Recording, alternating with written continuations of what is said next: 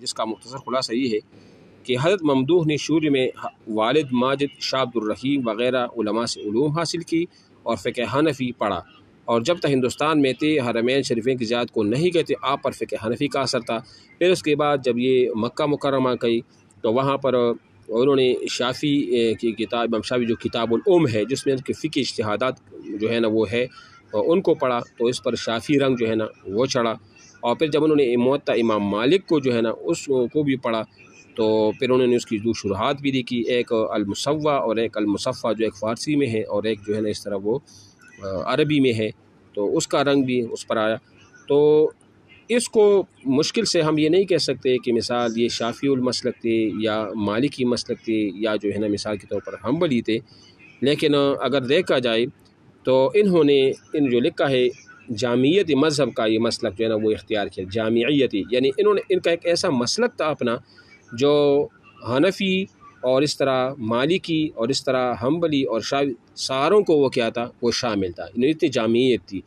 لیکن ان ساروں کے ساتھ ساتھ اس طرح کی جامعیت کو اختیار کر کے بھی آپ حنفی جو ہے نا وہ رہ سکیں، یعنی زیادہ تر آپ کا جو رجحان تھا نا وہ حنفی مسلک کی طرف وہ ہوتا، لیکن کوئی یہ کہہ نہیں سکتا کہ آپ من کل الوجوہ جو ہے نا حنفی تھے یا من کل الوجوہ آپ شافعی تھے یا من کل الوجوہ ہر لحاظ سے آپ کیا تھے وہ حنبلی تھے، ٹھیک ہے یہ ہے۔ اچھا یہ چند مفسر و عورتوں کے نام ہیں تو یہ تو آپ لوگ یاد کریں گے، تو ایسا پڑھنے کا وہ تو نہیں ہے، لیکن بس آپ اس کو یاد کریں، ٹھیک ہے یہ جو انہوں نے لکھا ہے۔ اچھا معصیت اور سیئہ میں فرق یہ تھوڑا سا ہے، ایک معصیت اور ایک ہوتا ہے سیئہ، ٹھیک ہے نا۔ اچھا جی یہ کہتا ہے کہ سیئہ معصیت کے مقابلے میں عام ہے کہ لوگوں اور اللہ تعالیٰ کے حقوق ادا نہ کرنا وہ سیئہ کہلاتا ہے، چاہے اللہ تعالیٰ کے حقوق ہو چاہے بندوں کے حقوق ہو، جب آپ ادا نہ کریں یعنی حقوق العباد اور حقوق اللہ کو ادا نہ کرنا یہ تو سیئہ میں شمار ہوتا ہے، جبکہ خاص اللہ تعالیٰ کی نافرمانی کو اور اس کے رسول کی نافرمانی کو معصیت کہا جاتا ہے۔ کیا کہا جاتا ہے؟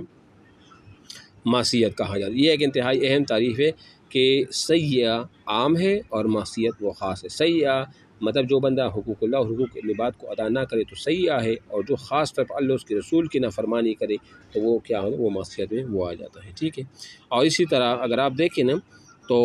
ذنب اور معصیت یہ بھی مترادف ہے، اور خطا اور سیئہ یہ مترادف ہے، یعنی ذنب اور معصیت ایک طرف ہے اور سیئہ اور خطا جو ہے نا یہ دوسری طرف ہے، ٹھیک ہے نا۔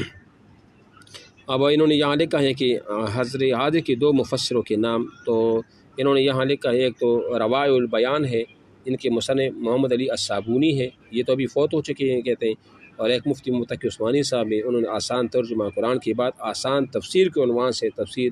وہ جو ہے نا وہ لکھی ہے، تو یہ، اور اس طرح ڈاکٹر طاہر القادری کی بھی بتا رہے ہیں کہ اس نے تفسیر منہاج القرآن جو ہے نا وہ بھی لکھی ہے، ٹھیک ہے۔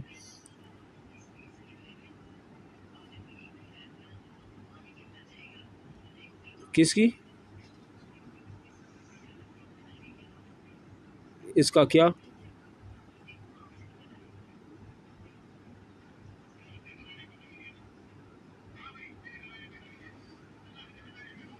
دیکھو اعتراض سے تو کوئی بھی نہیں بچ سکتا نا، تنقید تو یعنی ہر ایک پر وہ ہوتا ہے، لیکن ایسا بھی نہیں ہے، ان کی بھی کچھ نظریات ایسے ہیں اگر آپ اس کو سنیں گے تو سننے سے پھر پتہ چل جاتا ہے، یا اگر آپ کتابوں کا مطالعہ کریں کتابوں کا تو پھر انسان کو پتہ وہ چل جاتا ہے، ٹھیک ہے کہ ان کے اصل نظریات کے ہے، تو سنی اپنے آپ کو کہتے ہیں اہل سنت والجماعت میں سے کہتے ہیں۔ ہاں اس پر اس چیزوں میں مثال کے طور پر اعتراض وغیرہ یہ ہوتا ہے کہ جو حضرت علی اور اس طرح حضرت امیر معاویہ کے درمیان جو جنگ ہوئی ہے نا، تو انہوں نے ایک ایسا وہ اختیار کیا ہے نا جس میں یعنی کہ ایک تعصب کی بو آتی ہے، یعنی امیر معاویہ رضی اللہ تعالیٰ عنہ سے، جس طرح اہل تشیع کا ایک وہ ہوتا ہے نا ایک نظریہ ہے اس بارے میں، تقریباً سیم ٹو سیم وہی نظریہ اسی طاہر القادری کا ہے، تو سمجھ آیا آپ کو؟ ہاں جی، باقی تقریباً ایسا نہیں ہے، اس میں ہوگے تھوڑی اختلاف، لیکن اس چیز پہ جو ہے نا یہ تنقید کا وہ نشانہ وہ جو بنتا ہے، ٹھیک ہے نا۔ اچھا ایک جرحہ ہے اور ایک جرحہ ہے،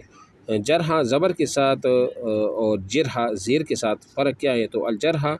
جو ہے نا اگر زبر کے ساتھ وہ پہ کرے تو اس میں کیا ہوتا ہے سے بسلاح، یعنی کسی کو اسلحے تلوار کی ذریعے زخمی کرنا جرحہ ہے، اور جرحہ زبان کی ذریعے سے ہوتا ہے نا، مثال زبان کسی کو گالی دینا برا بھلا کرنا اسی کو کہا جاتا ہے، ٹھیک۔ اچھا جی، جس طرح ہم نے جرح و تعریف کو پڑھا تھا۔ اسلام اور جدید دور کو ہم آہنگ وہ کیسے کیا جائے؟ اسلام اور جدید دور کو ہم آہنگ وہ کیسے کیا جائے؟ جواب: اسلامی احکام میں لچک اور وسعت ہے جو ہر دور میں چلنے کی صلاحیت رکھتے ہیں۔ انہیں بوجھل تو بعض ناداں مسلمانوں نے بنایا ہے، اور نہ اسلام کی کوئی تعلیم حکم ایسا نہیں جو دور جدید میں اوپر معلوم ہو۔ بس خود کو دیندار کہلانے والے اپنے سخت رویے کی اصلاح کرے تو دین اور جدیدیت میں ہم آہنگی وہ پیدا ہو جائے گی۔ مثال کے طور پر اس کا آسان مطلب یہ ہے نا کہ اسلام اور جدید دور کو ہم آہنگ کہتے ہیں، یعنی جدید دور میں کچھ ایسے مسئلے مسائل ہیں، کچھ ایسی چیزیں ہیں کہ اگر اس کو طرف دیکھا جائے تو اگر ہم اسلام کی جو پہلے والے یعنی احکامات کو اور ان کے حکموں کو دیکھیں تو پھر ان چیزوں کی لیے جگہ نہیں ہے، لیکن چونکہ اسلام میں تو ایک عظیمت بھی ہے اور رخصت بھی ہے، کبھی ہم عرف کو دیکھتے ہیں تو کبھی ہم سد ذرائع کو بھی دیکھتے ہیں، کبھی ہم ضرورت کو بھی دیکھتے ہیں، تو ضرورت کی بنا پر ایک ایسی چیز ہونا تو اسلام اس چیز کی پھر اجازت وہ بھی دے دے، کیونکہ کچھ منصوص مسائل ایسے ہوتے ہیں جس میں رد و بدل تو نہیں ہو سکتی، لیکن کچھ غیر منصوص مسائل ایسے ہوتے ہیں جو زمانے کے ساتھ ساتھ اس میں کچھ نہ کچھ ترمیمات وہ ہوتی رہتی ہیں۔ تو اسی طرح جو ہے نا مطلب اپنے ذہن میں جو ہے نا وسعت پیدا کرنی چاہیے، تاکہ جو جدید دور کے جو لوگ ہیں ہم اس کو بھی کیا کریں، ان کو جگہ بھی دے دیں، ایسا جگہ دیں جو بالکل اسلام کے خلاف بھی نہ ہو اور اسلام کے مقابل میں بھی وہ نہ آ جائے، ٹھیک ہے۔ اچھا، حضرت ابوبکر صدیق نے حضرت زید بن ثابت انصاری کی سرکردگی میں جمع قرآن مجید کی جو کمیٹی بنائی تھی وہ تمام افراد خود بھی قرآن مجید کے بہترین حفاظ تھے، اس کے باوجود صحیفے جمع کروانے صحابہ کرام سے گواہی کی طلب کیوں لی جاتی تھی کہ واقعی قرآن ہے؟ دیکھو، کوئی لکھی ہوئی آیات اس وقت تک قبول نہ کی جاتی تھی جب تک کہ وہ قابل اعتبار گواہوں نے اس بات کی گواہی نہ دے دی ہو کہ یہ تحریر رسول اللہ صلی اللہ علیہ وسلم کے سامنے لکھی گئی ہے۔ اب دیکھو نا، ایک ایسا یہ چیز بھی ہے نا، اب ضروری تو نہیں نا کہ جنہوں نے قرآن کو حفظ کیا ظاہری وہی ہے، اصل یہ ایک بڑا حساس مسئلہ تھا، ورنہ یہ بھی تو ہے نا، مثال اب جب دو آدمی ہوتے ہیں، میرا اپنا مال ہے اور میں کسی کو دے رہا ہوں، وہ تو میرا اپنا مال ہے، میں اس کو دے رہا ہوں، اب اس میں لکھنے کی کیا ضرورت ہے؟ میں خود بھی موجود ہوں، وہ بندہ خود موجود ہے لینے والا، لیکن پھر بھی اسلام کہتے ہیں کہ اس کو لکھو،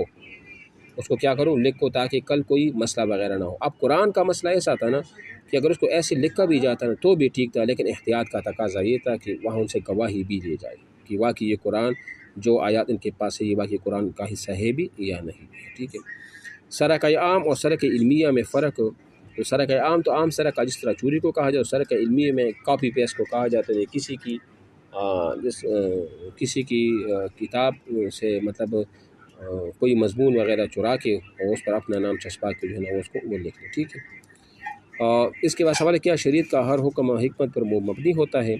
اب دیکھو، شریعت کا یہ کچھ ضروری نہیں ہے، بعض لوگوں نے کہا کہ شریعت کا ہر حکم حکمت پر مبنی ہوتا ہے، اور بعض نے کہا کہ شریعت کا ہر حکم حکمت پر مبنی ہونا ضروری بھی نہیں ہے، کیونکہ حکمت پر مبنی ہر حکم ہوتا ہے لیکن ہم اس حکمت کو سمجھ نہیں پاتے کہ وہ حکمت وہ کون سی ہے، ٹھیک ہے۔ تو جہاں ہم کو وہ حکمت نظر آتی ہے اس پر تو ہمیں ایمان لانا چاہیے، اور جہاں پر وہ حکمت ہمیں نظر نہ آئے نا تو اس میں بھی کوئی نہ کوئی حکمت ہوتی ہے، لیکن ہماری کوتا عقل جو ہے نا وہ اس کو صحیح سمجھ نہیں سکتا، ٹھیک ہے۔ تو یہ ہو گیا، آواز آ رہی ہے؟ اچھا، اس کے بعد اگر کلاس میں کوئی متشدد فرقہ پرست بچہ ہو تو اسے کیسے ہینڈل کرے؟ متشدد اور فرقہ پرست ہو، یعنی مطلب ایک فرقے کو وہ سپورٹ کر رہا ہو وہ بڑی سختی کے ساتھ، پھر اس کو کیسے ہینڈل کرے؟ تو یہ جواب انہوں نے دیا کہ متشدد کو ہینڈل کرنے سے مراد اگر اس کی نظریات کو بدلنا مراد ہے نا تو یہ ناممکن ہے، نظریات نہیں بدل سکتے، البتہ ان کے نظریات کا دائرہ کار متعین کیا جا سکتا ہے کہ جس کا جو نظریہ ہے وہ بے شک شدت سے اس پر پابند رہے، البتہ اپنے نظریات کی تبلیغ کلاس میں کالج میں نہ کرے، اس چیز کی ترغیب دی جائے،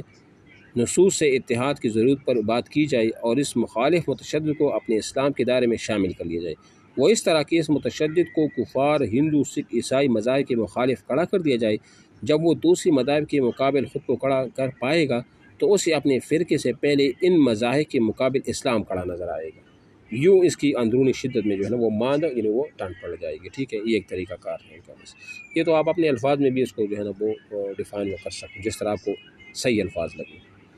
قاتلین عثمان غنی کے نام تاریخ میں ملتے ہیں تو حضرت علی نے خلیفہ بننے کے بعد بدلہ کیوں نہیں لیا؟ یہ دیکھو، یہ وہی سوالات ہیں جو تقریباً میں پوچھی بھی گئے ہیں۔